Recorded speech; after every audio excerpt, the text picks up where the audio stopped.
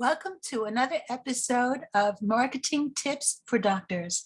I'm your host, Dr. Barbara Hales. Today, we are going to talk about getting more eyes on your website. The thing is, you may be asking yourself, why do I need to drive more traffic to my website? It's there. Insurance companies are going to refer patients to it. Patients themselves will be able to see the website themselves. But the point is that when they are doing a Google search, it's your name that you want to come up on page 1. If you're on page 25, they're never going to find you, regardless of how valuable your message may be or how great of a doctor you are. If you're on page 25, you might as well not exist. 8 out of every 10 patients now go online to check out a doctor that they've been referred to, regardless of whether the referral is done by another professional, another doctor, family, or friends. So the thing is, how do I get more patient eyes on my website without having to spend more money?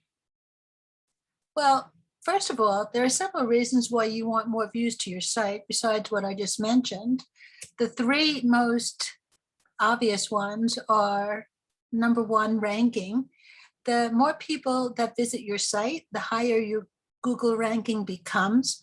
Then when people are surfing for a service that you provide, it is you and your business that pops up ahead of your competition and your competing colleagues.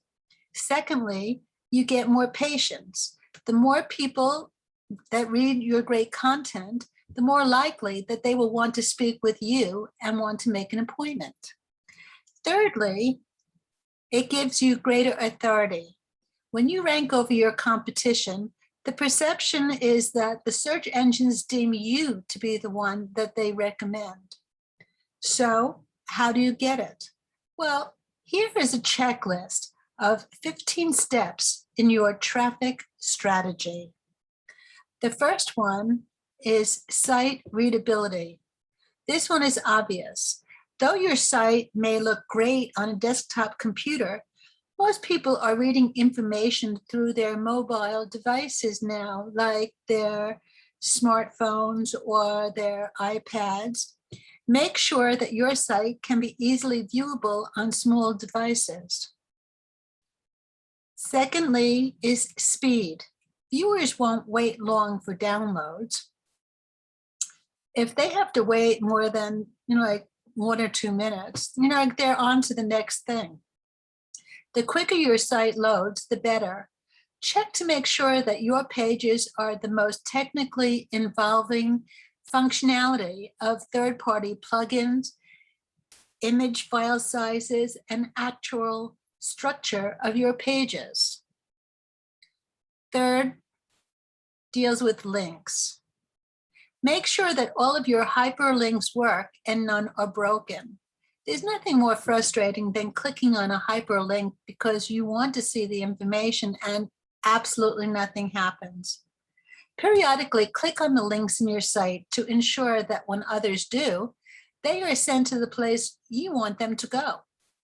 When publishing your content, look at your internal links, which increases optimization and improves user experience. Next is keywords. Consider what words people enter into the search bar to find you. Long tail keywords made up of 3 to 4 word phrases work the best. These may look like the location of your business, the specialty, and a service. For example, Brooklyn OB high risk or Hollywood plastics facelifts. Long tail keywords are used the most for web searches. Next, we have something called SEO. Maybe you've heard about that or seen the acronym in print. SEO stands for Search Engine Optimization, and this is still key to boosting your ranking to ultimately boost traffic to your site. Focus on creating internal links to new content, adding meta descriptions, implement keywords into your new content, and take advantage of the image alt text. Number 6 is blogging. Creating a blog post on your website enables you to share your story. A blog allows you to have a voice and be heard. You can write about breaking news stories in your field of health, give advice, discuss the latest information about conditions you treat, and share your success stories. It's the place where you can let your personality shine while educating and informing your viewers. The blog post also boosts your rankings. Writing posts with your keywords contributes to optimizing your site and helps both patients and search engines know what you're all about. Garner recognition for yourself and your practice. An effective blog can gain you massive recognition in your respective field. Many bloggers are known as experts just because of their blogs. These are called influencers. Ebooks and articles can come from a selection and compilation of blog posts in the future. Also, it builds a community. Blogging is interactive in that readers post comments to each other as well as to you, connecting people who are interested in the same things. Blogging allows you to educate viewers based on your experience, and it gives you the opportunity to learn from your readers as well. A website community enables you to have a conversation and allows people who feel passionately about what you've posted to voice their opinion and speak their mind. Once the traffic increases to your site and the conversation builds, even consider creating a forum. A great example that I would like to give of a post that went viral is an internist or a family practitioner who, at the start of the pandemic, just gave a post on how to properly care for the groceries after you've brought them home from the store to keep from being infected yourself. It was a video post and it went viral, being seen by millions of people. Overnight, he was a sensation and everyone wanted him to be their doctor. So what did that mean for his practice? And think, what could that mean for your practice as well? 7th is guest blogging. There are 2 ways that guest blogs achieve success. The first is creating and posting a blog on a reputable site that has a large subscription. This increases visibility because it has a built-in audience and increases blog traffic back to your website. The second way is to offer other people in your field to blog on your site. More than likely, the writer will link to their guest article. They'll want bylines, and this attracts new viewers to your site. Take care to edit or ensure that the guest blog is up to the quality that represents you. The guest blogs often create links back to your site, adding referral traffic to your posts and your website. Number 8 deals with email marketing. Email marketing can be a powerful tool and result in a significant increase in traffic. Informing your patients about a new service, procedure, or product can also help you boost your traffic. Create irresistible headlines for your emails, and more importantly, the subject line. If the subject line does not promise value for the email, the post will be deleted without even being opened. BuzzFeed and Upworthy often write upward of 20 different headlines before finally settling on the one that will drive the most traffic. In addition to that, when you write your subject line, it may be sensational, but it has to be reflective of the post itself as well. If you write a subject line and so someone opens it with the implicit promise that the article is about the same thing as the subject line, and one has no relationship to the other, the reader will feel cheated.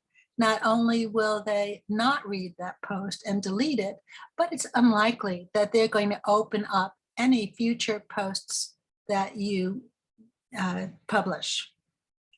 Number 9 is participating in social media. Consider which social media sites that your patients and clients are likely to hang out on so that your content can be seen. Besides sharing your content through social channels, actively participate in the community. Providing solutions to problems that people are struggling with gives the perception that you are the authority and the go-to guru. Join in group discussions with relative hashtags. Answer questions and engage with your readers. It's important to interact with your fans. Number 10, add videos to your content plan. Videos can be prized assets in both making your site engaging and attracting prospective patients. Studies show that information retention is significantly higher for visual material than text alone. Adding video marketing is an excellent way to attract and keep your visitors' attention while boosting traffic to your website. The health field offers many opportunities to create videos, including a walkthrough of your office and explaining the visit process. This enables prospective patients to feel very comfortable when they walk into your office for the first time. Filming of various procedures and services that you provide are also helpful. Video staff members and the roles they play so that they feel they know your staff when they come in. And you may also want to consider doing videos of hospitals and wings where patients might be admitted, like the labor and delivery unit, for example. Just make sure that you get permission from the hospital or the facility prior to doing the video.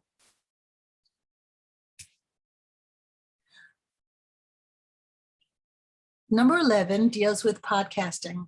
A podcast is an audio or video recording that is distributed online. The format is typically similar to a radio or television show. Since there is a minimum amount of equipment with a reasonable financial outlay to record a podcast, along with the internet as the distribution medium, almost anyone can create one these days. The format of your podcast can be interviews, monologues, or a hybrid of the two. Like this podcast, for instance, Marketing Tips for Doctors. Send out emails requesting an interview to thought leaders in your field and publish the interviews on your podcasts. Interviewing industry thought leaders with the name recognition will boost your credibility and increase traffic to your website. The interviewee will probably share the content too, further expanding its reach. Number 12, become active on aggregator sites. Submit useful and relevant articles with links to sites like Reddit, which will increase traffic to your website. Networking. Attending and speaking at conferences relevant to your business and practice adds great value. It gives visibility and presents you as an authority by virtue of speaking there. Having a speaking engagement is a great way to establish yourself as a thought leader and gain exposure for your website. Networking with attendees is also very effective in getting referrals. And of course, it is important to have the business cards to share when asked. Have your elevator pitch prepared for those asking what you do or the services that you provide. Number 14, offer webinars. Webinars are extremely effective to impart your knowledge to your eager participants. Combined with an effective social promotion campaign, webinars attract people who are interested in the topic being discussed and thus increases traffic to your website. Send out an email a week or so ahead of time, as well as a last chance to register reminder the day before the webinar. The service that your webinar is on will typically send these emails out for you. Promote your webinars widely through social media. Lastly, we're looking at analytic data.